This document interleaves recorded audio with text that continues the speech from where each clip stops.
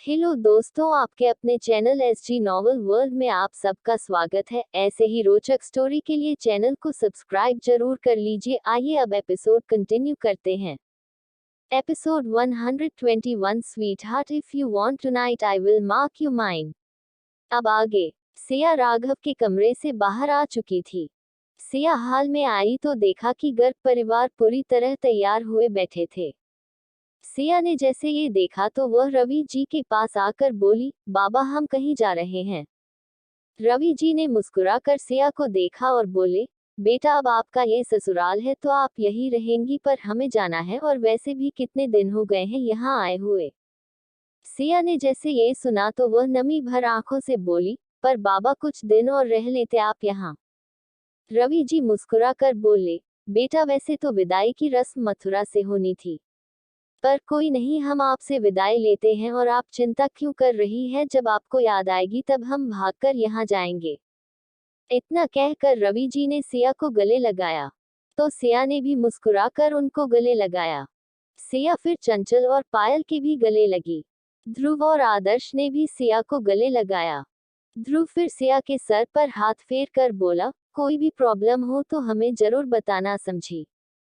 सिया मुस्कुराकर बोली, बिल्कुल, और कोई है क्या मेरा। फिर सिया इसी तरह आभा जी से मिली। अंबिका जी तो सिया से पूरी तरह चिढ़ चुकी थी। उन्हें सिया की किस्मत से चिढ़ हो रही थी। अंबिका जी जाते हुए अपने मन में बोली, कितनी अच्छी किस्मत निकली, इसकी महलों की रानी बन गई, कहाँ मैं इसे घर की नौकरनी बनाकर रखती थी। उद्धरण चिन्ह। फिर पूरा गर्ग परिवार वहां से चला गया। अपने परिवार को जाते हुए देखकर सिया की आंखों से आंसू निकल पड़े। फिर वंशिका और शिवम जो सिया के आसपास ही खड़े थे, उन्होंने सिया को गले लगा लिया। वंशिका मुस्कुराकर बोली, अरे मैडम तू टेंशन मत ले, मैं यहीं पर हूँ, फैशन डिजाइनिंग जो कर रही हूँ, तो मेरी भी ट्रेनिंग यहीं से होने वाली है। सिया ने जैसे ये सुना तो वो मुस्कुरा दी। तभी शिवम कुछ बोलने को हुआ, उससे पहले सिया बोली, अब तुम मत कहना कि तुम्हें भी यहाँ काम मिल गया है। शिवम ने सिया की बात सुनकर मुंह बना लिया और बोला, क्यों, अगर मैं यहाँ आ गया तो तुझे खुशी नहीं होगी।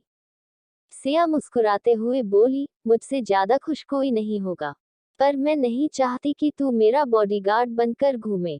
अब तो मैं स्ट्रांग हो गई हूँ, अब तो मैं खुद की रक्षा खुद कर सकती हूँ। सिया की बात सुनकर शिवम ने सिया को घूर कर देखा, फिर मुस्कुराते हुए बोला, अरे मैं तो ये बोल रहा था कि मैं भी जा रहा हूँ। सिया शिवम की बात सुनकर मुस्कुरा दी। तभी शिवम दोबारा बोला, वैसे हाँ, मुझे यहाँ जॉब मिल गई है तो मैं जल्दी वापस भी आने वाला हूँ, समझी मैडम। सिया मुस्कुराकर बोली, ठीक है, जल्दी आना और अंकल आंटी को प्यार देना, ठीक है। फिर शिवम भी वहां से चला गया। सभी अपने अपने कमरे में आराम करने के लिए जा चुके थे। सिया ने गहरी सांस ली। देशराज जी भी वहां से जा चुके थे। निर्मला जी का कमरा। सिया निर्मला जी के कमरे के बाहर आई और दरवाजे पर नोक करके बोली, दादी आप अंदर है। निर्मला जी जो अंदर ही थी, उन्होंने जैसे ही सिया की आवाज सुनी तो उन्होंने मुस्कुराकर सिया को देखा, फिर बोली, आए बच्चे आप। सिया मुस्कुराकर कमरे के अंदर आई और बोली, दादी आपसे कुछ पूछना था, या मैं बोलूं, मुझे इजाजत चाहिए थी आपसे। निर्मला जी ने जैसे ये सुना तो वो मुस्कुराकर बोली, बताए किस बात की इजाजत चाहिए आपको। सिया ने निर्मला जी को देखा और बोली, वह दादी मुझे बाहर जाना है, थोड़ा जरूरी काम है, तो क्या मैं जा सकती हूँ। निर्मला जी ने मुस्कुराकर सिया को देखा, फिर बोली, सिया ये आपकी जिंदगी है, आप जहाँ जाना चाहती है जा सकती हैं। बस घर वाले में किसी को बता कर जाए ताकि किसी को पता हो, हमें चिंता ना हो। सिया ने जैसे ये सुना तो उसने दादी को गले लगा लिया, फिर बोली, थैंक यू सो मच दादी, you are very cute. Nirmala ji मुस्कुराकर बोली, पर थोड़ी देर पहले तो मुझे लग रहा था कि ये दादी आपको बुरी लग रही थी। सिया ने मुस्कुराकर निर्मला जी को देखा, फिर बोली, दादी ऐसी बात नहीं है, आप जानती है ना कि मेरे और मिस्टर राठौर के बारे में। निर्मला जी सिया को बीच में काटते हुए बोली, बेटा अब वह आपके पति हैं तो आप मिस्टर राठौर क्यों बोलती हैं। सिया ने ये सुनकर दादी को देखा और बोली, दादी जब मैं आपकी पोते को दिल से अपना लूंगी, तब शायद ये दूरियां भी मिट जाएंगी। निर्मला जी ने जैसे ये सुना तो वह सिया की आंखों में गहराई से झांक कर बोली, क्या ये पॉसिबल है कि तुम दोनों की दूरियां मिट जाए और यह नफरत की दीवार खत्म हो जाए। सिया ने जैसे ही दादी की बात सुनी तो वो खुद में ही खो गई। सिया खुद से ही सोचते हुए अपने मन में बोली, क्या सच में मैं राघव को माफ कर पाऊंगी, उसके साथ इस रिश्ते में आगे बढ़ पाऊंगी। निर्मला जी ने जब सिया को ऐसे खोए हुए देखा तो मुस्कुराकर बोली, कोई बात नहीं, अभी बहुत टाइम है इन सब के बारे में सोचने के लिए। आप जाए, आपको जरूरी काम था ना। सिया ने मुस्कुराकर निर्मला जी को देखा और बोली, पता नहीं दादी क्या होगा। वैसे तो सोचा नहीं था कि कभी सिया सिंह राठौर बनूंगी, पर बन चुकी हूँ, देखिए किस्मत क्या खेल खेलती है। निर्मल जी सिया की बात सुनकर मुस्कुरा दी। फिर सिया कमरे से बाहर आ गई। फिर सिया सीधा अपने कमरे में गई और अपने कपड़े बदलकर बाहर आई। सिया ने इस वक्त जीन्स और कुर्ती डाली हुई थी। सिया फिर फटाफट सीढ़ियों से उतरकर नीचे जाने को हुई। तभी अचानक उसका पैर मुड़ गया। ये देखकर सिया की आंखें हैरानी से बड़ी हो गई, क्योंकि सीढ़ियां ज्यादा थी और अगर वह गिरती तो उसका काम तमाम होना पक्का था। सिया ने डर के मारे अपनी आंखें बंद कर ली, पर तभी सिया को महसूस हुआ कि वह नीचे नहीं गिरी है। सिया ने डरते हुए अपनी आंखें खोली तो उसने राघव को अपने सामने पाया। सिया पहले तो कंफ्यूजन से राघव को देखती रही, फिर 2 मिनट बाद वह सीधी खड़ी हो गई और खुद से बोली, हे भगवान, बच गई आज मैं, वरना पक्का हॉस्पिटल में होती। राघव, जो अभी भी सिया को कमर से पकड़कर खड़ा हुआ था, वह सिया को घूरते हुए देखकर बोला, स्वीट हार्ट, इतनी जल्दी किस बात की थी? या खुद की हड्डियां तोड़ने का शौक चढ़ा है तुम्हें? सिया ने राघव की बात सुनकर उसे देखा, फिर राघव का हाथ अपने कमर से हटाया और बोली, मेरी मर्जी, मैं अपनी हड्डियां तोड़ूं या जोड़ूं, आपको इसे कोई मतलब नहीं होना चाहिए, समझे?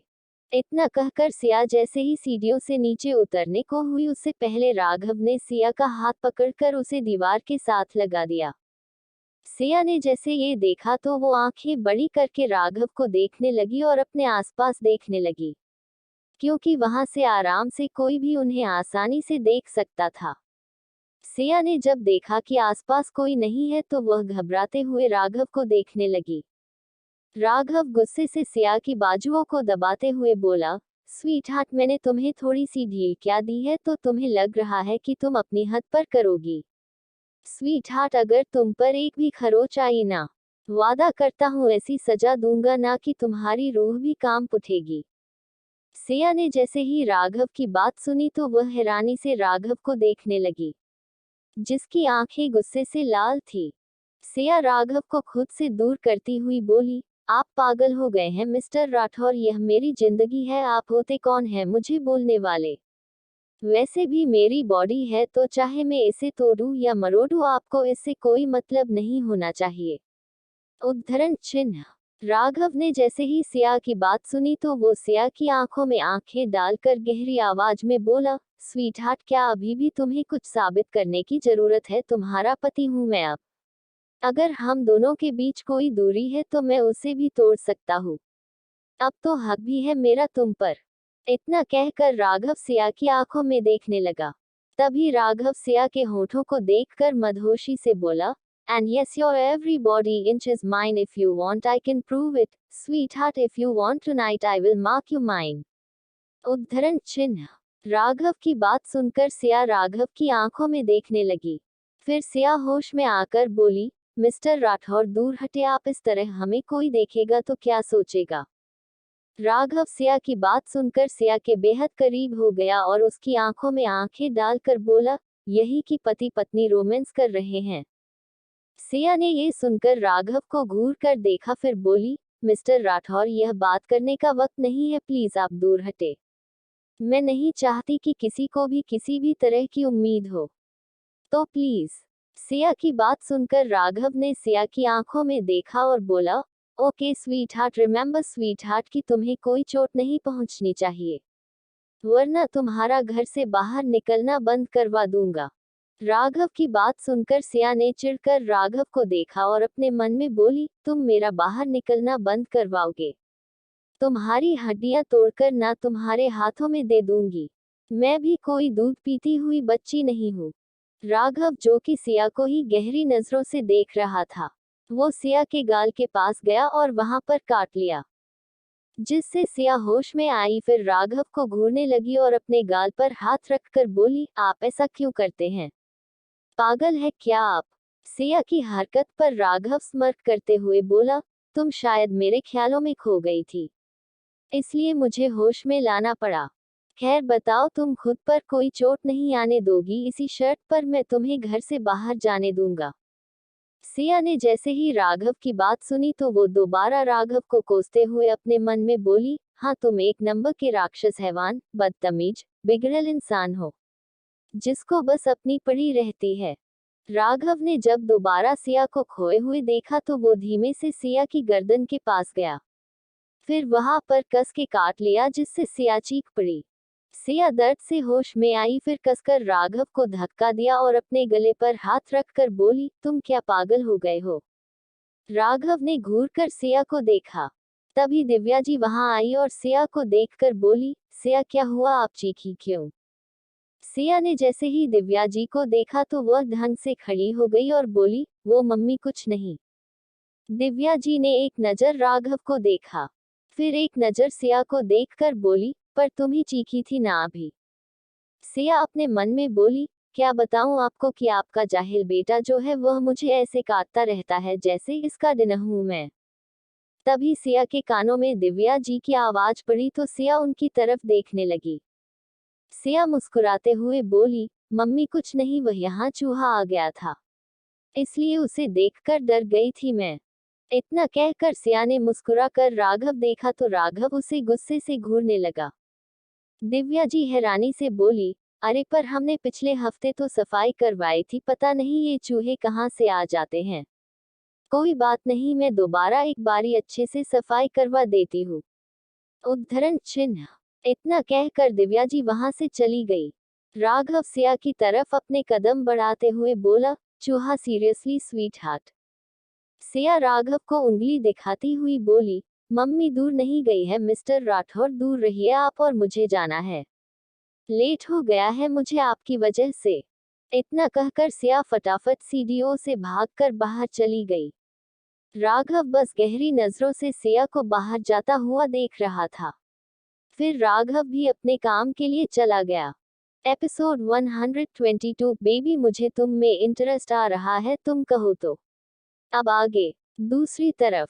आई बी कंपनी। कंपनी इंडिया की जानी मानी फैशन डिजाइन कंपनी थी। कंपनी के अंदर कुछ लड़कियां बेहद ही एक्साइटेड होकर वहां पर कंपनी के ओनर का इंतजार कर रही थी। उन्हीं में से एक लड़की वंशिका थी। वंशिका ने यहीं पर इंटर्नशिप के लिए अप्लाई किया था और वह सिलेक्ट भी हो गई थी।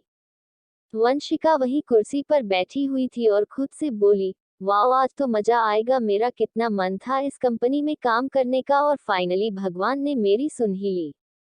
तभी वहां पर एक लड़की चलकर आई। उसकी उम्र यही कोई 27 साल होगी, बट अपने खूबसूरती की वजह से वह 22 साल की लग रही थी। उसे लड़की ने एक बहुत ही खूबसूरत ड्रेस पहनी हुई थी, एक खूबसूरत सा हेयर स्टाइल, खूबसूरत सा मेकअप जो उसे फैशन की दुनिया की क्वीन बता रहा था। वो लड़की मुस्कुराते हुए अंदर आई और बोली, attention everyone, I am Lara. आप सभी का इस कंपनी में बेहद स्वागत है। पर हाँ, मैं आपको पहले ही बता दूं, हमारे बॉस हैं वह बहुत स्ट्रिक्ट है, तो आप कोई भी ऐसी वैसी हरकत मत कीजिएगा कि उन्हें आप पर गुस्सा आ जाए। पर वंशिका तो लारा की खूबसूरती पर ही मर मिटी थी। लारा थी ही इतनी खूबसूरत। लारा ने सभी लड़कियों को कुछ समझाया। सभी लड़कियां अपने अपने काम के लिए बाहर चली गई। तभी वंशिका लारा के पास गई और बोली, एक्सक्यूज मी मैडम। लारा ने मुस्कुराकर वंशिका को देखा और बोली, यस। वंशिका मुस्कुराकर बोली, madam you are looking so beautiful and your dress and your style is amazing. Lara Vanshika की बात सुनकर मुस्कुरा दी और बोली, वैसे तुम्हें लड़कियों में इंटरेस्ट है या लड़कों में?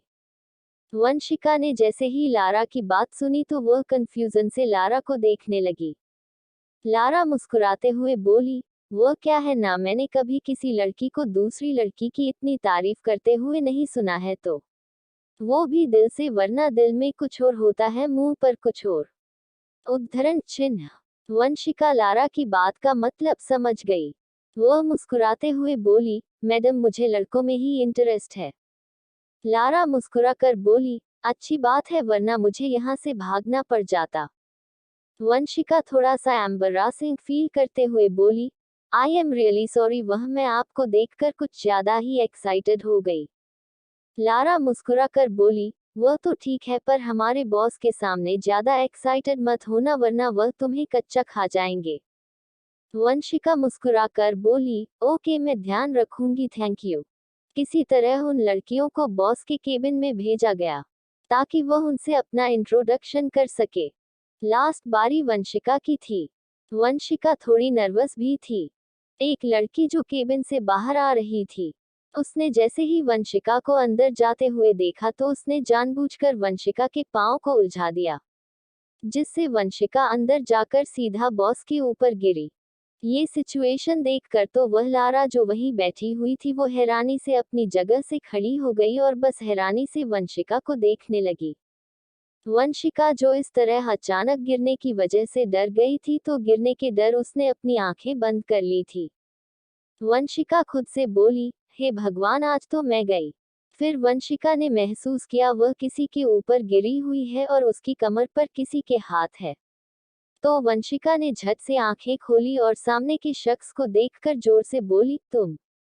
तभी लारा भागकर उन दोनों के पास आई और वंशिका के उठने में मदद की। तो वंशिका झट से उठ गई और वह बॉस जो जमीन पर वंशिका के नीचे गिरा हुआ था, वह भी उठ गया और अपने कपड़ों को झाड़ते हुए गहरी आवाज में बोला, मिस लारा, क्या ये कैंडिडेट अपने सिलेक्ट किए हैं? वंशिका ने जैसे ही सामने वाले शख्स की बात सुनी तो वह उस पर ही चढ़ते हुए बोली, ओए तुम ये क्या कह रहे तुम? मैं अपनी काबिलियत पर यहाँ पर आई हूँ समझे, और तुम यहाँ क्या कर रहे हो? लारा ने जैसे ही वंशिका की बात सुनी तो वह हैरान होकर बोली, मिस वंशिका, ये हमारे बॉस हैं और इस कंपनी के ओनर हैं ये। वंशिका ने जैसे ये सुना तो उसने उस शख्स के कंधे पर हाथ रखा, फिर उसको घूरते हुए बोली, ये चिलगोजा इस कंपनी का बॉस। लारा हैरानी से वंशिका को देखने लगी और बोली, मिस वंशिका, बिहेव योरसेल्फ। ये सच में इस कंपनी के बॉस हैं, ईशान बजाज। क्या आपने इस कंपनी के बॉस के बारे में नहीं पढ़ा था? वंशिका ने जैसे ही यह सुना तो वो हैरानी से ईशान को देखने लगी। जी हाँ, समाने कोई और नहीं ईशान खड़ा था। असल में ईशान ही आई बी फैशन कंपनी का ओनर था। वंशिका को थोड़ी थोड़ी रियलाइजेशन हिट होने लगी तो वह धीरे धीरे पीछे होने लगी। तभी ईशान हल्का सा तिरछा मुस्कुराते हुए बोला, मिस लारा, आप जाए, इनसे मैं खुद डील करता हूँ। लारा ने ये सुनकर अपना सिर हिला दिया और वंशिका के कान के पास आकर धीमे से बोली, अब आप गई मिस वंशिका, मैंने आपसे पहले ही कहा था।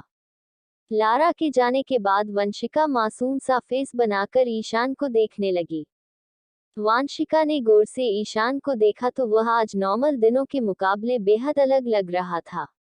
बेहद एलिगेट और बहुत ज्यादा हैंडसम। ईशान वंशिका की तरफ अपने कदम बढ़ाते हुए बोला, चिलगोजा। सीरियसली मिस वंशिका, कोई अपने बॉस को ऐसे बोलता है? वंशिका ने जब ईशान को खुद की तरफ आते हुए देखा तो वह डरते हुए पीछे होते हुए बोली, अरे वह मुझे नहीं पता था ना तुम बॉस हो। ईशान ने जैसे ही वंशिका की बात दूनी तो वो अपनी एक आईब्राउ ऊपर उठाकर बोला, अभी भी तुम ऐसे अपने बॉस को ट्रीट करोगी? वंशिका ने अपने गले को तर किया, बोली, अच्छा बाबा, सॉरी सॉरी, आगे से मैं अच्छी मतलब आपको अच्छे से ट्रीट करूंगी, प्लीज मुझे यहाँ से मत निकालना। वंशिका दीवार के साथ लग चुकी थी और ईशान भी उसके बेहद करीब हो गया था। वंशिका और ईशान दोनों को यह एहसास नहीं था कि वह दोनों कितने करीब खड़े थे। वंशिका तो अपनी आंखें बड़ी करके सिर्फ ईशान को देख रही थी।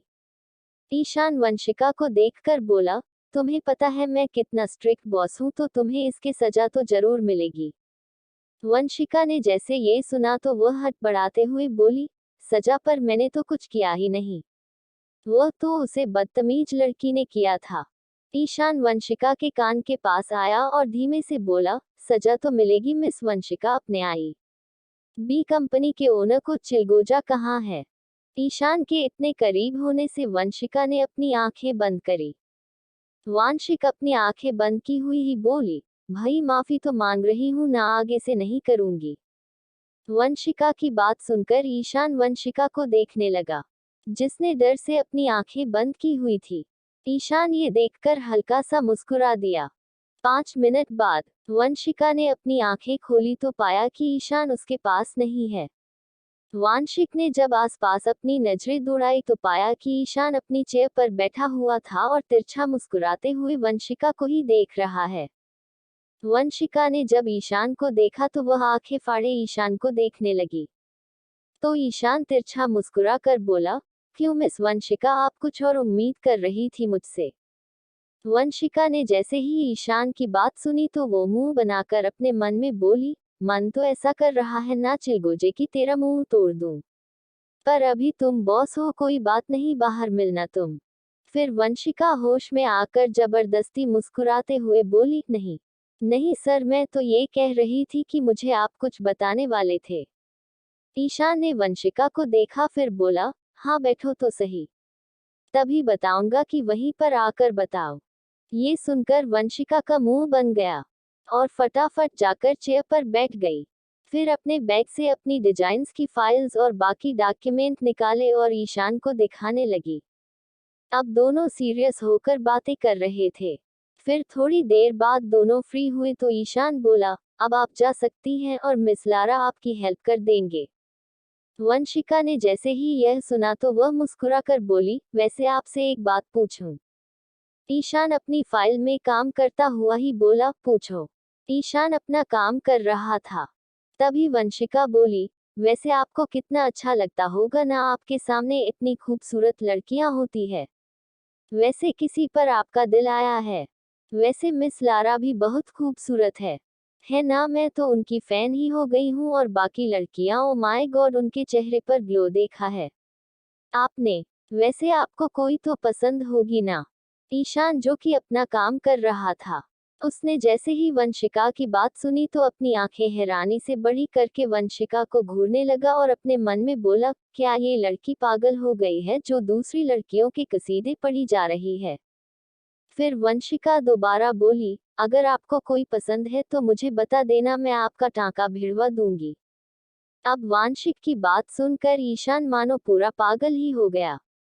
ईशान ने अपनी फाइल को बंद किया और अपनी जगह से खड़ा हो गया। तो वंशिका उसे देखने लगी। ईशान वांशिका की चेयर के पास आया। फिर वंशिका की कुर्सी को पकड़कर अपनी तरफ घुमाया कर कुर्सी के दोनों साइड हाथ रख दिया और बोला, वैसे तो अभी तक मुझे कोई लड़की पसंद नहीं आई है, पर। वंशिका मुस्कुराकर बोली, पर क्या मैं आपकी हेल्प कर सकती हूँ? आप लड़की का नाम तो बताएं। ईशान वंशिका के बेहद करीब हो गया और उसकी आंखों में देखा एक नजर, फिर उसके होठों को देखकर बोला, मुझे और कोई लड़की तो पसंद नहीं आ रही, पर बेबी मुझे तुम में इंटरेस्ट आ रहा है, तुम कहो तो। इतना कहकर ईशान पीछे हो गया और टेबल से सटकर अपने हाथ बांधकर वंशिका को ही अपनी शरारती आंखों से देखने लगा। वंशिका जो अभी तक मुस्कुरा रही थी, उसने जैसे ही ईशान की बात सुनी तो उसकी मुस्कुराहट एकदम बदल गई और अपनी चेयर से खड़ी होकर खुद से बोली, पागल आदमी। फिर वंशिका जबरदस्ती मुस्कुराकर बोली, मुझे लगता है मुझे बाहर जाना चाहिए। इतना कहकर वंशिका दरवाजे के पास गई और ईशान को देखने लगी। वंशिका ने इतना फनी फेस बनाया हुआ था कि ईशान अपनी हंसी को कंट्रोल नहीं कर पा रहा था। इसलिए वंशिका जैसे ही दरवाजे से बाहर निकली, वैसे ही ईशान जोर जोर से हंसने लगा और बोला, पूरी की पूरी पागल है ये लड़की, पता नहीं फैशन इंडस्ट्री में क्या करेगी यह। फिर ईशान अपना काम करने लगा। दूसरी तरफ एक कमरे में, उसे कमरे में दो शख्स बैठे हुए थे और कमरे का माहौल एकदम गर्म था। तभी उनमें से एक शख्स बोला, राघव सिंह राठौर, तुम्हारी हिम्मत कैसे हुई सिया से शादी करने की? राघव उस शख्स के सामने ही बैठा हुआ था। वह तिरछा मुस्कुराकर बोला, अगर आपको मेरी हिम्मत देखनी है तो मैं आपको अपनी शादी की वीडियो दिखा सकता हूँ मिस्टर देशराज चौहान। देशराज जी राघव को देखकर गहरी आवाज में बोले, आप जानते हैं ना कि हम अभी अपने भाभी और भाई को ढूंढ रहे हैं, आप थोड़ी देर सब्र नहीं कर सकते थे क्या? राघव अपने सिगरेट की कश लेते हुए बोला। जब स्वीट हार्ट को मेरा होना ही था तो बाद में क्यों, और वैसे भी अब उसे सच्चाई पता चलनी चाहिए कि उसकी बड़ी जो है वह उसका क्या लगता है। देशराज जी ने जैसे ही राघव की बात सुनी तो वह गुस्से से बोले, आप उन्हें कुछ नहीं बताएंगे? राघव सिगरेट के कश लेते हुए बोला, बेचारी स्वीटहार्ट, उसके जितने भी रिश्ते हैं सब उसे झूठे रूप में मिल रहे हैं। अब उसे बेचारी को क्या पता कि उसकी बड़ी ही उसका चाचा है। एपिसोड 123 सिया का हॉट डांस। राघव की वाइल्डनेस।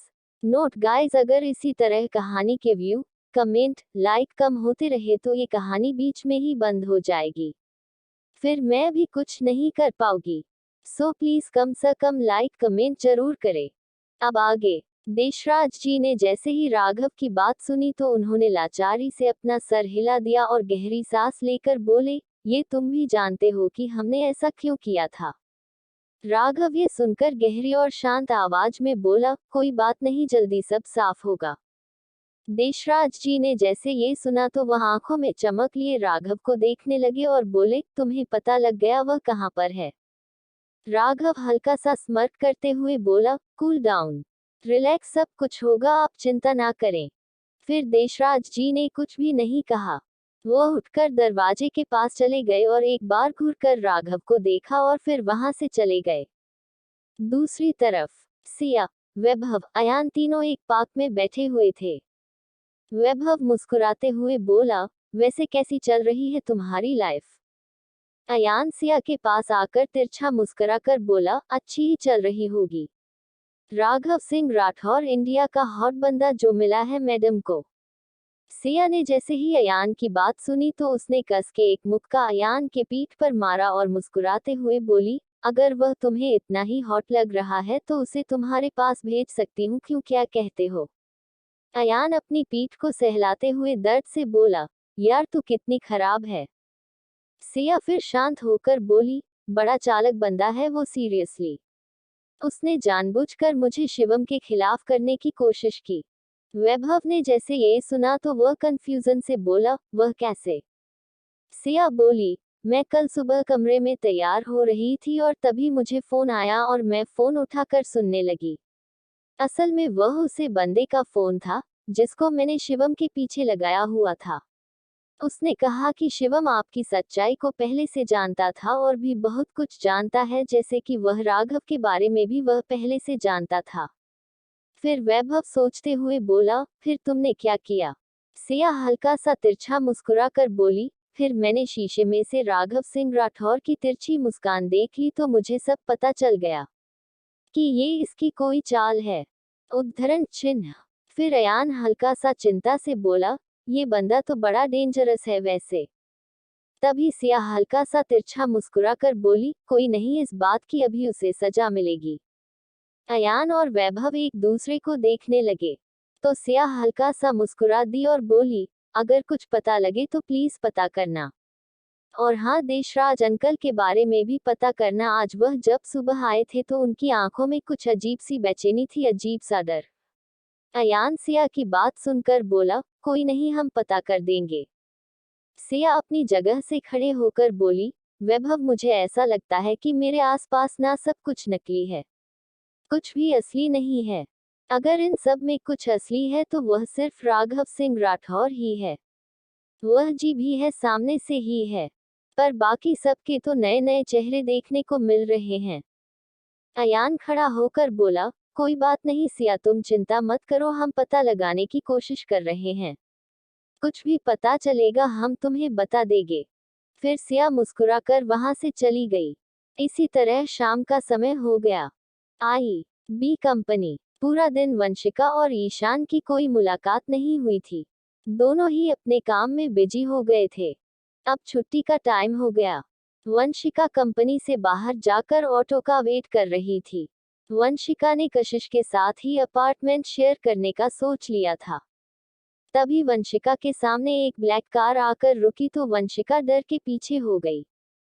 तभी गाड़ी की बैक साइड से शीशा नीचे हुआ। वंशिका ने देखा तो वहां ईशान बैठा हुआ था। ईशान को देखकर वंशिका ने अपना मुंह बना लिया।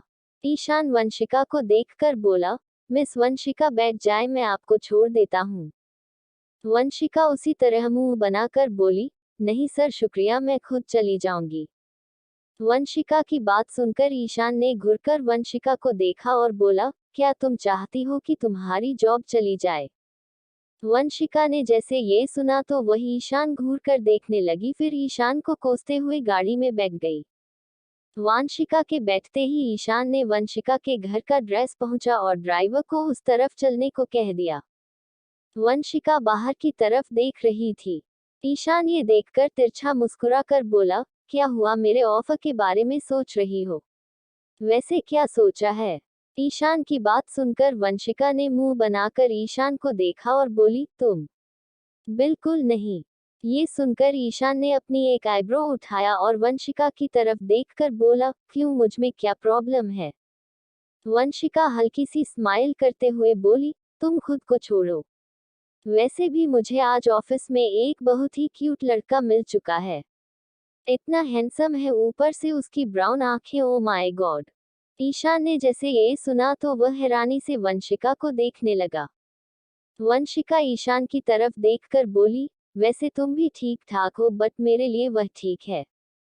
ईशान ने जैसे ये सुना तो वह वंशिका को हैरानी से देखने लगा और बोला, क्यों, मुझ में क्या प्रॉब्लम है? वंशिका ने ईशान को ऊपर से नीचे तक देखा, फिर बोली, मैंने कहा ना कि मेरे लिए वह ठीक है। ईशान ने ये सुनकर अपने गले की टाई को ढीला किया और खुद से बोला, सारी लड़कियां मेरे आगे पीछे घूमती हैं और यह मैडम कह रही है कि मैं ठीक हूँ। फिर ईशान ने वंशिका को नजर देखा, फिर तिरछा मुस्कुराकर खुद से बोला, इस लड़की को लगता है बताना ही पड़ेगा कि ईशान बजाज है कौन। वंशिका जो अपने में ही गम थी। अचानक ईशान ने वंशिका का हाथ पकड़ा तो वंशिका ईशान को देखने लगी। तभी ईशान वंशिका के चेहरे पर पूरी तरह झुककर बोला, क्या मैं हैंडसम नहीं हूँ? वंशिका हैरानी से ईशान को देख रही थी। वह बोली, ये कौन सा तरीका है पूछने का, दूर रहकर बात करो। ईशान वंशिका के ऊपर और झुकते हुए बोला, क्यों, मेरा हैंडसम चेहरा नहीं है? वंशिका पीछे होते जा रही थी और ईशान उसके ऊपर झुकता ही जा रहा था। वंशिका ने जब देखा कि वह पूरी तरह सीट पर गिर चुकी है तो वह ईशान को हैरानी से देखने लगी और फटाफट बोली, अरे तुम हैंडसम हो, इतने होठ हो कि कोई भी लड़की तुम पर मर जाए, पर अब मेरे ऊपर से उठो। ईशान ने जैसी यह सुना तो वह हल्का सा तिरछा मुस्कुरा कर बोला, आइंदा से मुझे चैलेंज मत करना मिस वंशिका। इतना कहकर ईशान अच्छे से सीट पर बैठ गया। वंशिका ने अपनी बढ़ती हुई धड़कनों को काबू किया और ईशान को घूरने लगी। तो ईशान वंशिका को देखकर तिरछा मुस्कुराकर बोला, अभी भी कुछ ट्रेलर चाहिए तुम्हें? वांशिक ने ईशान की बात सुनकर उसे घूर कर देखा और तभी अचानक गाड़ी रुक गई। तो वंशिका बोली, अब क्या तुम मुझे रास्ते में उतरा दोगे? वंशिका की बात सुनकर ईशान ने घुरकर वंशिका को देखा, फिर बोला, मैडम आपका घर आ गया है तो जाएं। पर हाँ। इतना कहकर ईशान वंशिका के एकदम करीब आ गया और बोला, अगर मेरे घर जाना चाहती हो तो मुझे कोई प्रॉब्लम नहीं है, हम बहुत कुछ कर सकते हैं। ईशान की यह बात सुनकर वंशिका हैरानी से ईशान को देखने लगी। फिर फटाफट वंशिका ने दरवाजा खोला और फटाफट बिना देखे ही अंदर चली गई। ईशान वंशिका की हरकत पर मुस्कुरा दिया और फिर ड्राइवर को वहां से चलने के लिए कह दिया। इसी तरह रात का समय हो गया। राघव रात को 10 बजे घर आया। तब तक सभी अपने कमरों में आराम करने के लिए जा चुके थे। राघव सीधा अपने फ्लोर पर चला गया। राघव अपने कमरे में आया तो देखा वहां पूरा अंधेरा था। वैसे तो राघव अपने कमरे में अंधेरा ही कर रखता था। सिया वहां लाइट ऑन करके रखती थी। तभी राघव ने अपना कोट को उतारा और सोफे पर फेंक दिया, तभी उसके कानों में गाने की आवाज पड़ी। राघव ने जब गाने की आवाज सुनी तो उसके कान खड़े हो गए। राघव ने अपनी एक आईब्रो उठाए और पूरे रूम को देखने लगा, तभी उसकी नजर बालकनी में चली गई। राघव बालकनी में गया तो सामने का नजारा देखकर उसकी आंखें गहरी हो गई, क्योंकि सामने सिया एक हल्की सी साड़ी पहनकर डांस कर रही थी। उसे साड़ी में सिया का फिगर कुछ ज्यादा ही अच्छी तरह दिख रहा था और सिया की वो पतली कमर, ऊपर से उसे पर पहना हुआ कमरबंद। गाने के बोल है रात में नशा तेरा तेरा, दिल को तेरे प्यार ने घेरा घेरा, होठों से होठों पे कोई निशानी तू दे जा, मुझसे ही मुझको तू ओ यारा, चुरा के तू ले जा मनोहरी, मनोहरी, मान लेके तेरी बातों ने किया, बिन पिए मुझे शराबी रे, तू ही खोले सारे ताले, सुन ले जाने जाना, तू ही मेरे दिल की चाबी रे, प्याले ये तना पी लूं मैं जम के, तू मेरा मेरा।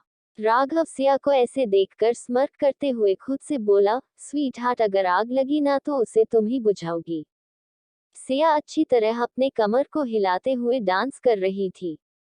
है रात में नशा तेरा तेरा, दिल को तेरे प्यार ने घेरा घेरा, क्या बाजू है तेरी, मुझको इनमें जीना, जो जादू है तुझ में, होगा वो कहीं ना, तू है सहारा जैसा। सिया ने अपने बालों को खुला छोड़ा हुआ था और आज सिया ने आंखों में काजल, होठों पर लिपस्टिक भी अच्छी से लगाई थी। सिया घूम घूम कर डांस कर रही थी। उसका ध्यान एक बार भी राघव की तरफ नहीं गया, या फिर यह वह जानबूझकर राघव की तरफ देख ही नहीं रही थी। मुझे तुझमें ही खो जाना, मेरा तू हो जाना, मुझे तेरा ही हो जाना, मजे ले लिया मनोहरी, मनोहरी मनोहरी, प्यार के ये तीखे मीठे तीर ना चला रे, जान में जान मान जा, प्याले ये तना पी लूं मैं जम के, तू मेरा मेरा। है रात में नशा तेरा तेरा, दिल को तेरे प्यार ने घेरा घेरा। सिया जैसे राघव के एकदम करीब पहुंचती, वैसे ही वह अपना हाथ पीछे खींचकर दोबारा वापस आकर डांस करने लगती। इसी तरह पूरा गाना खत्म हुआ। सिया टेप रिकॉर्डर के पास गई और गाना बंद किया और अपने शरीर पर आया हुआ पसीना साफ करने लगी। सिया ने मुड़ कर राघव को देखा और मुस्कुराकर बोली, अरे मिस्टर राठौर, आप यहाँ? आप कब आए? मैंने तो ध्यान ही नहीं दिया। सिया ने गौर से राघव को देखा, फिर चलकर उसके पास आई और राघव के माथे पर आ रहे पसीने को साफ करते हुए बोली, अरे मिस्टर राठौर, आपके माथे पर पसीना क्या हुआ? कोई जंग करके आ रहे हैं आप? इतना कहकर सिया जैसे ही वहां से तिरछा मुस्कुरा कर जाने को हुई, उससे पहले ही राघव ने सिया को पकड़कर दीवार के साथ लगा दिया। सिया ने जब ये देखा तो वह गुस्से से राघव को घूरने लगी, फिर बोली, मिस्टर राठौर, यह क्या हरकत है? राघव सिया के ऊपर से नीचे तक देखते हुए बोला, तुम क्या कर रही थी स्वीट हार्ट? तुम्हें मैं कोई बच्चा लगता हूँ जो तुम्हारी हरकतों को नोटिस नहीं करूंगा? सिया ने घूर कर राघव को देखा, अपने हाथ उठाकर राघव को दूर करने को हुई, पर राघव ने अपने एक हाथ से सिया के दोनों हाथों को पकड़कर दीवार के साथ लगा दिया और दूसरे हाथ से सिया की कमर पर अपनी उंगलियां चलाते हुए बोला, तुम जानती हो स्वीट हार्ट, तुम आग को बढ़ावा दे रही हो। सिया ने ये सुनकर मासूम सा मुंह बनाकर राघव को देखा और बोली, कैसी आग मिस्टर राठौर? फिर सिया तिरछा मुस्कुराकर बोली, पर अगर वह आग लग भी रही है तो उसको खुद शांत कीजिए, यह आपकी सजा थी, समझे? राघव ने जैसे ही सिया की बात सुनी तो वह स्मर्क करते हुए सिया के बेहद करीब आ गया, इतना कि दोनों की सांसें आपस में घुलने लगी, दोनों की नाक आपस में छू रही थी। राघव को इतना करीब देखकर सिया के सांसें गहरी हो गई थी। सिया चाहे कितनी भी स्ट्रांग बन ले, पर राघव की करीबी उसे मदहोश होने के लिए मजबूर कर ही देती थी। राघव ने खुद को पूरी तरह सिया से जोड़ लिया था, जिससे सिया की सांस लेना भी राघव को महसूस हो रहा था। राघव ये देखकर स्मर्क कर दिया और बोला, स्वीटहार्ट, आग लगाओगी तो उससे शांत भी तुम ही करोगी। इतना कहकर राघव ने सिया की कमर में पहना हुआ कमरबंद को तोड़ दिया, जिससे महसूस कर सिया एक पल के लिए कांप गई। फिर राघव ने सिया की आंखों में देखा, फिर उसके होठों को देखकर बोला, तुमने मुझे सजा दी, अब मेरी बारी है तुम्हें सजा देने की। इतना कहकर राघव ने सिया के होठों पर अपने होंठ रख दिए। सिया राघव से अपने हाथों को छुड़वाने की कोशिश कर रही थी, पर वो चाहकर भी आज हिल नहीं पा रही थी। अब सिया को अंदाजा हो चुका था कि आज उसने भूखे शेर को जगा दिया है। सिया हैरानी से राघव को देख रही थी। राघव ने सिया को कमर से पकड़कर हल्का सा उठा दिया, फिर राघव सिया को वैसे ही अंदर ले आया और बेड पर झटके से छोड़ दिया। सिया ऐसे करने से जैसे होश में आई। वह जैसे ही उठने को हुई, उससे पहले ही राघव उसके ऊपर आ चुका था। ये देखकर सिया की सांस मानो गले में ही अटक गई। राघव ने जब सिया की हालत देखी, तो सिया के गले पर अपने नोज को रब करते हुए एकदम नशीली आवाज में बोला, तैयार हो स्वीट हार्ट। सिया ने जैसे ही राघव की बात सुनी तो वह कहते हुए बोली, किस लिए? राघव सिया के पेट पर अपनी उंगलियां चलाते हुए बोला, तड़पने के लिए। इतना कहकर राघव ने सिया के दोनों हाथों को बेड के साथ बांध दिया। ये देखकर तो मानो सिया की सांस जैसे गले में ही रह गई हो। सिया अपनी आंखें बड़ी करके राघव को देखने लगी। राघव ने सिया की आंखों में देखते हुए अपनी शर्ट को उतार दिया। राघव की यह हरकत को देख सिया खुद को ही मन में कोसने लगी कि क्यों उसने राघव को उकसाया। राघव सिया के एकदम ऊपर झुक गया और सिया की आंखों में देखकर उसके गले पर उंगली चलाते हुए बोला, स्वीट हार्ट, मैंने तुम्हें लास्ट बार कहा था ना कि अगर मेरे करीब आओगी तो मैं तुम्हें छोड़ूंगा नहीं।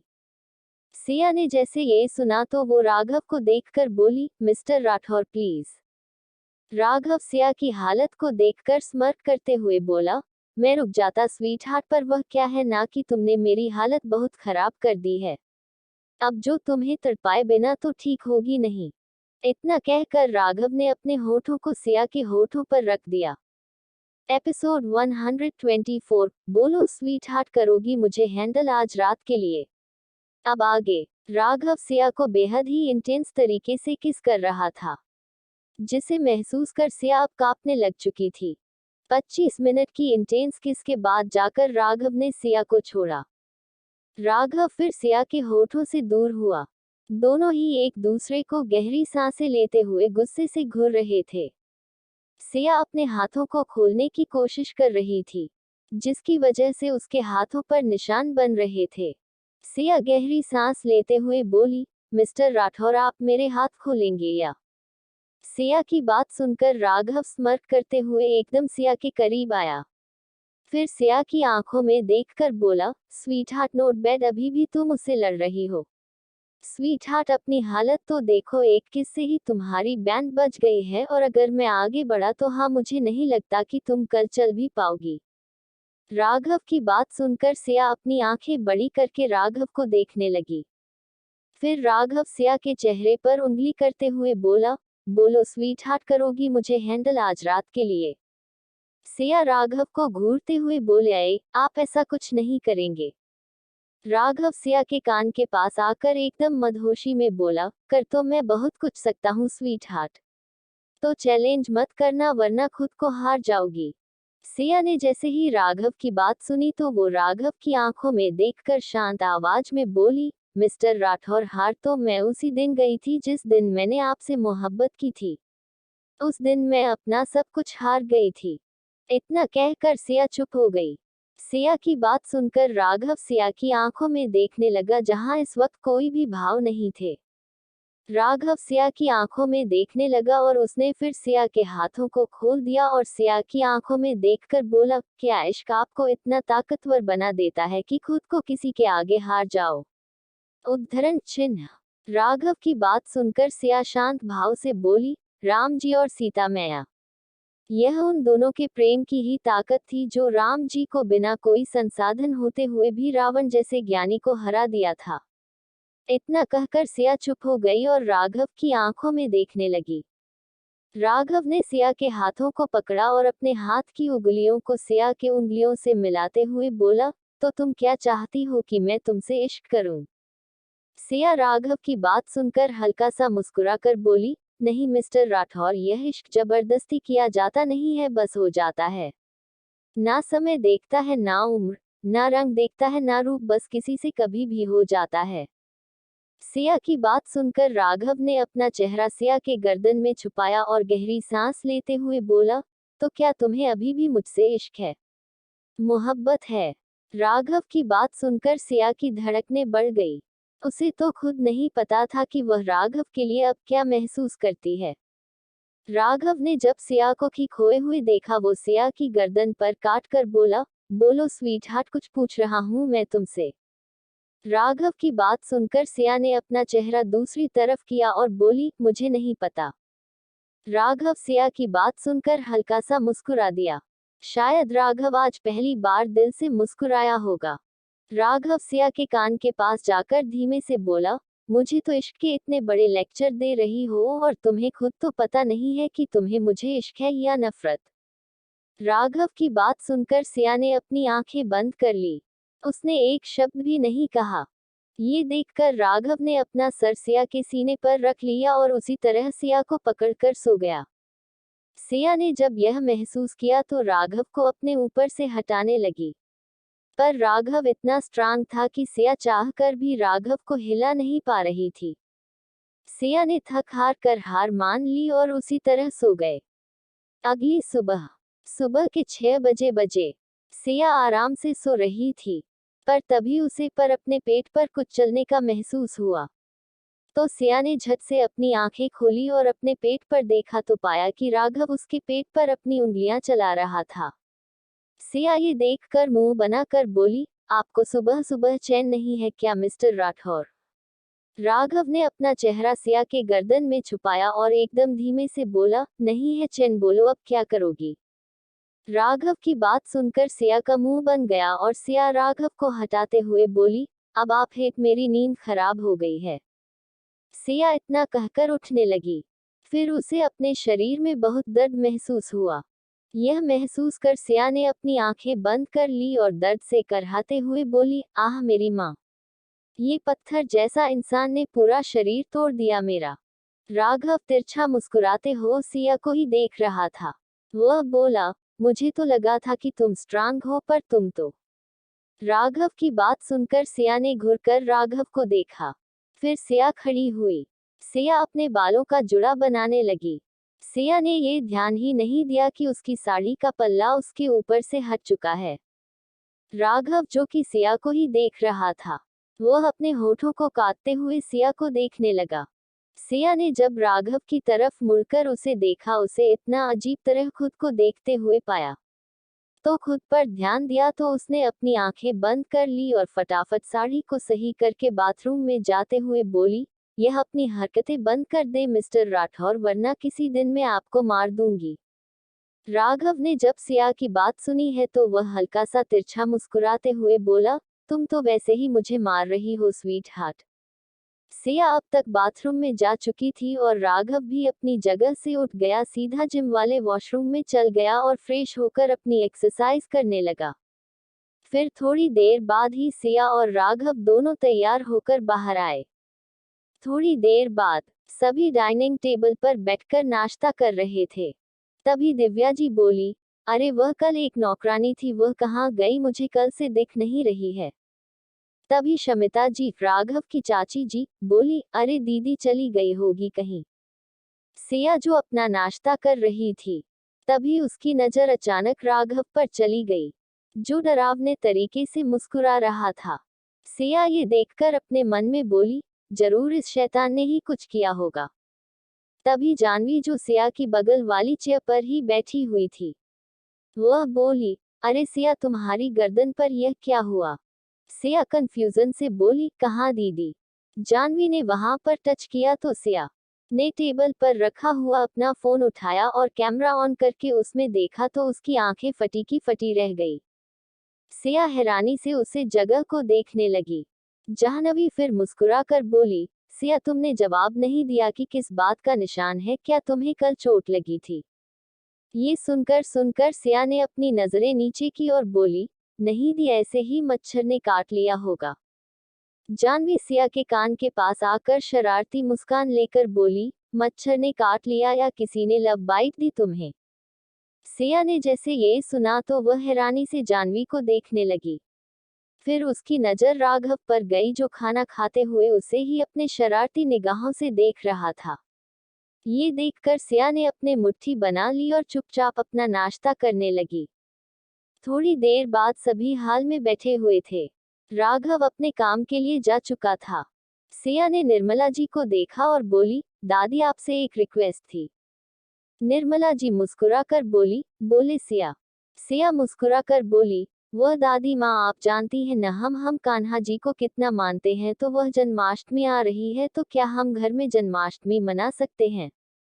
सभी ने जैसे ये सुन तो सभी शांत हो गए। तभी शमिता जी मुंह बनाकर बोली, हम ये सब त्योहार नहीं मानते हैं, हम हाई क्लास लोग हैं। तभी दिव्या जी बोली, पर जहाँ तक मुझे लगता है भगवान का जन्मदिन मनाना कोई ओल्ड फैशन नहीं है, और सिया तुम तो अच्छे से सारी तैयारी करना और हमारे आसपास के सभी लोगों को हम बुला लेंगे, ठीक है? सिया ये सुनकर खुश हो गई, बोली, थैंक यू माँ। फिर सिया अपने कमरे में चली गई। इसी तरह कुछ दिन बीत गए। इन दिनों में ईशान ने वंशिका को तंग करने में कोई कसर नहीं छोड़ी थी। आई बी कंपनी में बहुत जल्द एक बहुत बड़ा फैशन शो होने वाला था, तो इसलिए सभी बहुत बिजी थे। ईशान अपने ऑफिस से निकलकर सीधा उस फ्लोर पर आया जहां पर सभी डिजाइनर बैठ के डिजाइन बना रहे थे। ईशान उसे फ्लोर पर आया तो सामने का नजारा देखकर उसकी आंखें छोटी हो गई, क्योंकि सामने वांशिका और एक लड़का आपस में मुस्कुरा कर बातें कर रहे थे और साथ में ड्रेस को सेट कर रहे थे।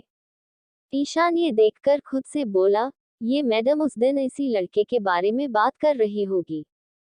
ईशान पर रोप से चलकर अंदर आया तो सभी ईशान को देखकर एकदम स्ट्रेट हो गए। पर वंशिका और वह लड़का आपस में बातें किए जा रहे थे, क्योंकि उनकी पीठ ईशान की तरफ थी। तभी ईशान के कानों में वंशिका की बात पड़ी।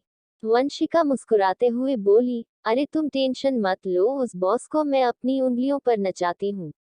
अगर तुम्हें कभी कोई प्रॉब्लम हो तो मुझे बता देना, ठीक है?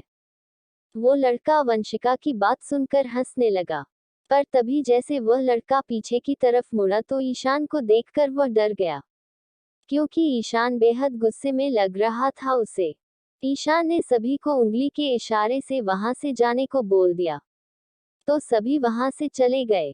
पर वंशिका ड्रेस को सेट करते हुए खुद से ही बातें किए जा रही थी। तभी ही वंशिका बोली, कृष सुई देना मुझे। ईशान ने ये सुनकर वंशिका को सुई दे दी।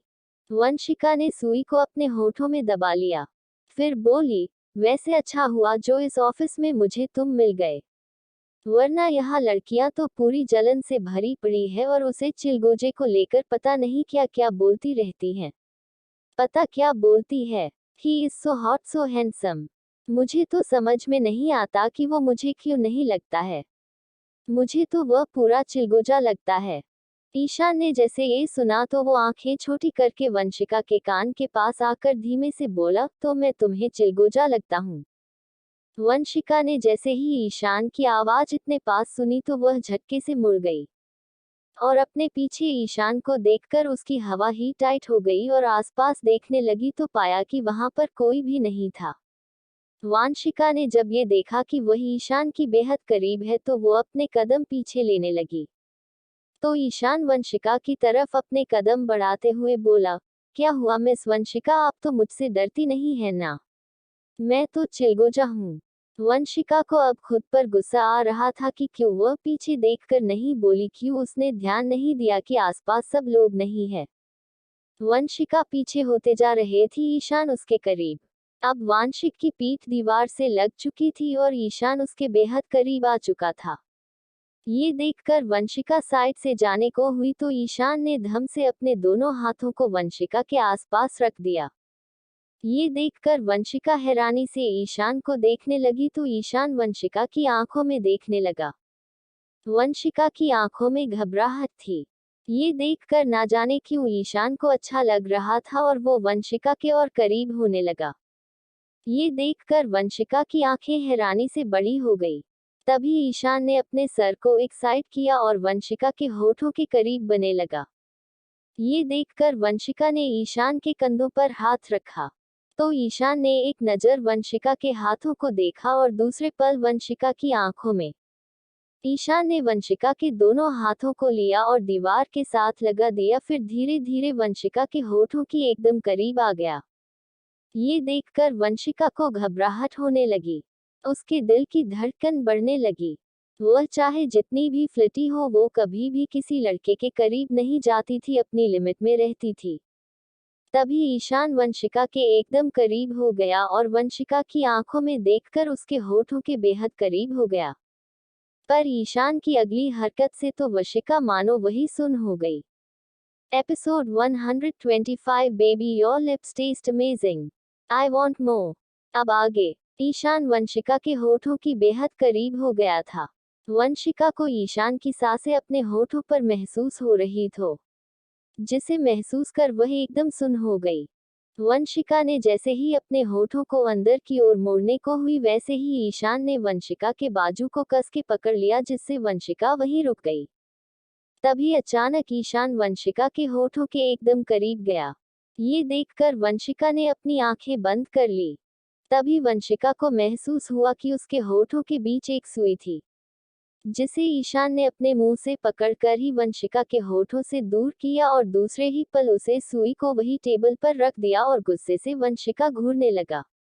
वंशिका जैसे ही कुछ बोलने को हुई, उससे पहले ही ईशान ने वंशिका को कस के पकड़कर एकदम दीवार के साथ लगा दिया और गुस्से से चिल्लाते हुए बोला, तुम्हारा दिमाग खराब है वंशिका, तुम जानती भी हो कि तुम अब क्या करने वाले थी। वंशिका ईशान को इतने गुस्से में देखकर हैरान हो गई थी। आज तक वह जितनी भी बार ईशान से मिली थी, उसे एक चुलबुला सा लड़का ही मिला था।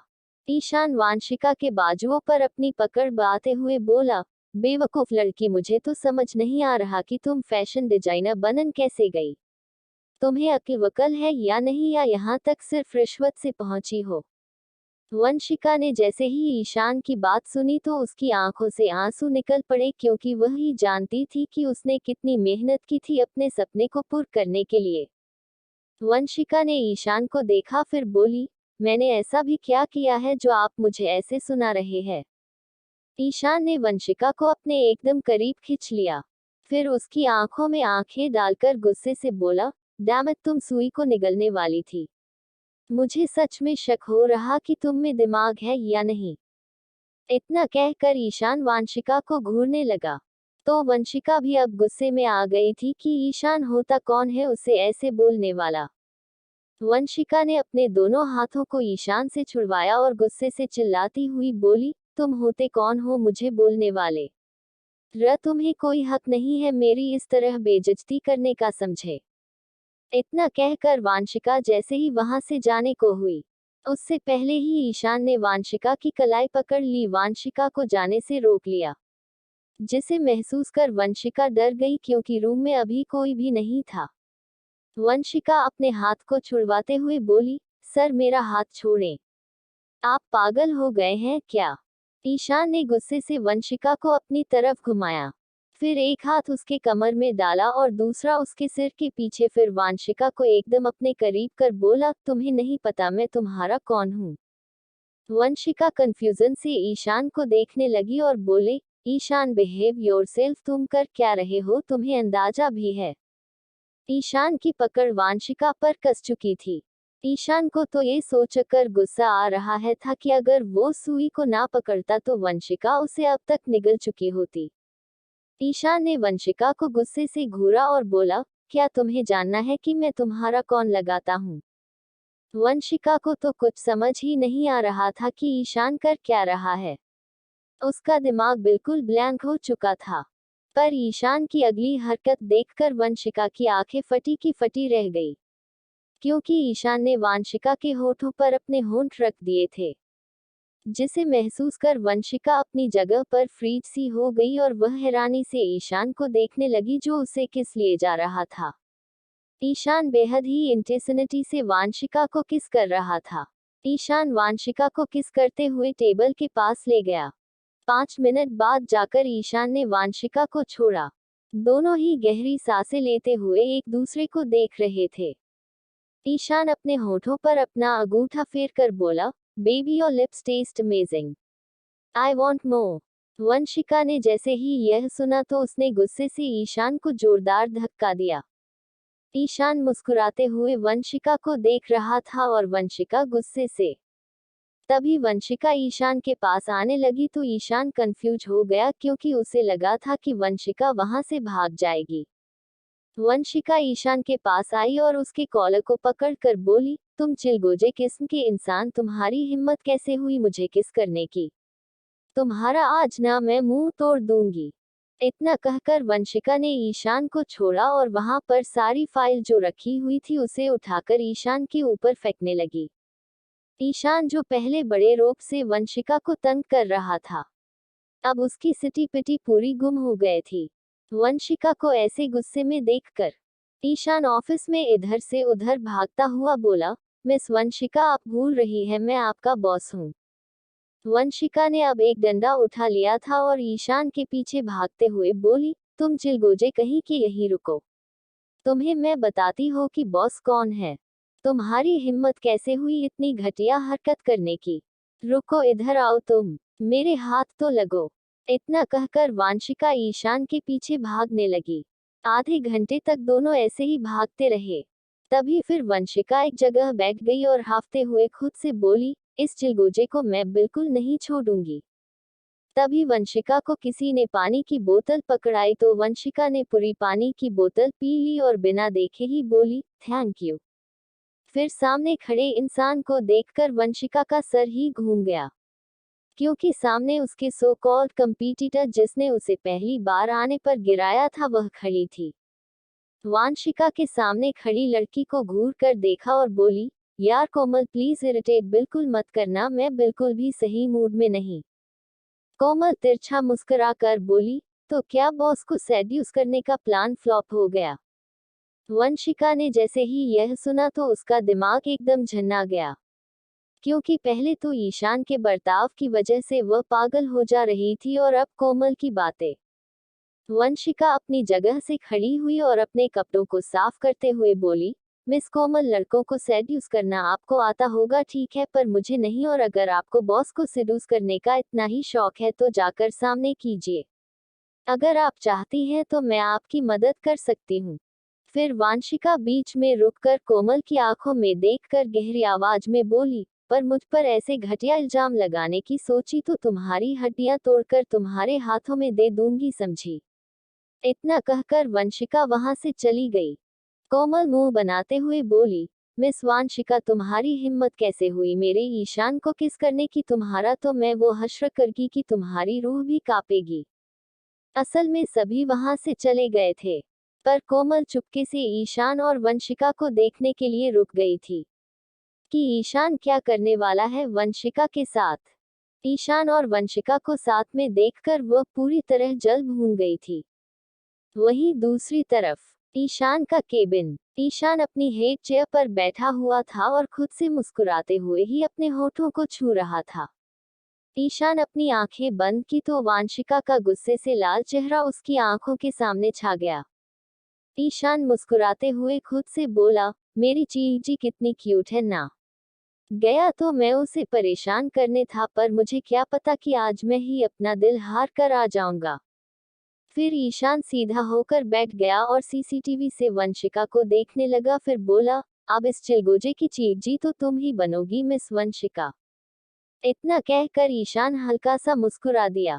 तभी एक बॉडीगार्ड अंदर आया और बोला, सर, मिस वंशिका आपसे मिलने की रिक्वेस्ट कर रही है।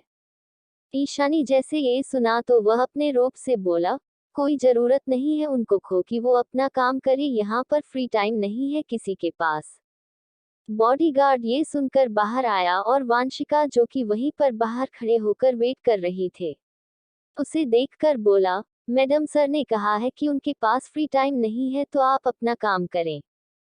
तभी वांशिका मुंह बनाकर बोली, पहले तो तुम दोनों यहाँ नहीं खड़े थे, अब यहाँ पर क्यों खड़े हो? बॉडीगार्ड ने कंफ्यूजन से वंशिका को देखा और बोले, हमें भी नहीं पता, सर ने हमें खुद पॉइंट किया है यहाँ थोड़ी देर पहले ही। ये देखकर वांशिका मुंह बनाकर खुद से बोली, चिलगोजे, तुझे तो मैं छोड़ूंगी नहीं। इतना कहकर वंशिका वहां से मुंह बनाकर चली गई।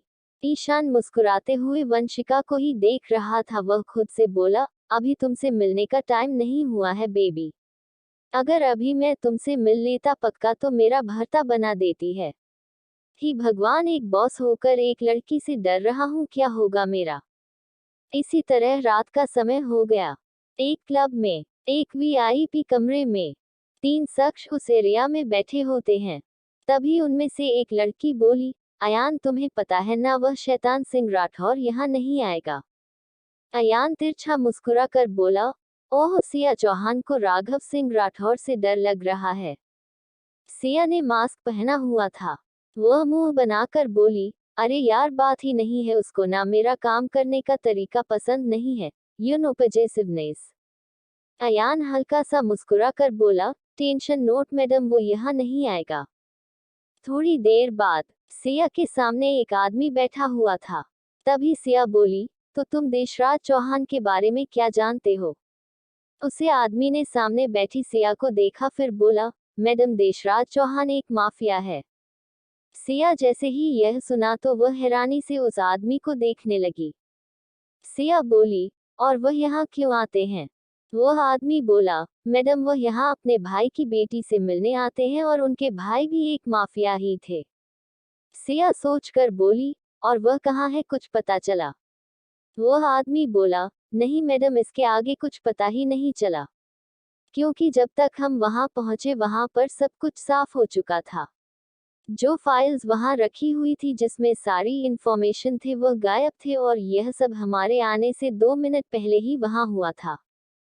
फिर सिया सोचकर बोली, ठीक है पर फिर भी तुम अपना काम जारी रखना। फिर वह आदमी वहां से चला गया।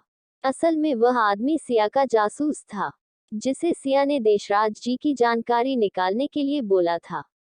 सिया खुद से ही सोचकर बोले, कितनी उलझी हुई है पूरी कहानी। बड़ी के एक भाई की एक बेटी है, वह खुद एक माफिया है, पर देखकर तो ऐसा लगता नहीं है।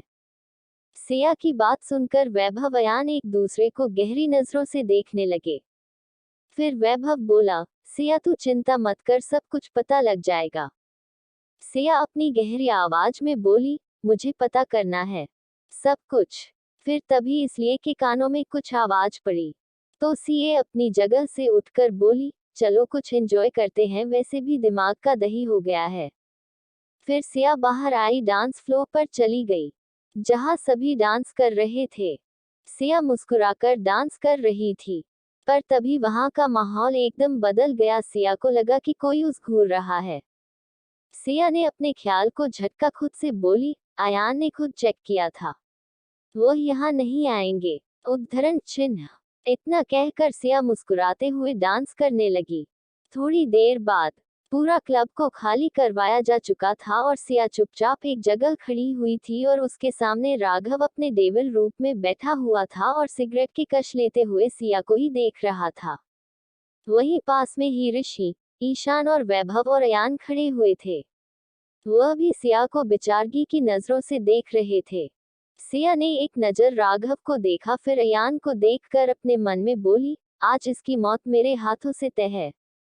तभी सिया के कानों में शरद आवाज पड़ी, जिसे सुनकर ही सिया कांप गई। राघव सिया को ऊपर से नीचे तक देखते हुए बोला, स्वीट हार्ट लगता है पनिशमेंट कम मिलती है तुम्हें, क्यों है ना? इतना कहकर राघव स्मर्क करना लगा।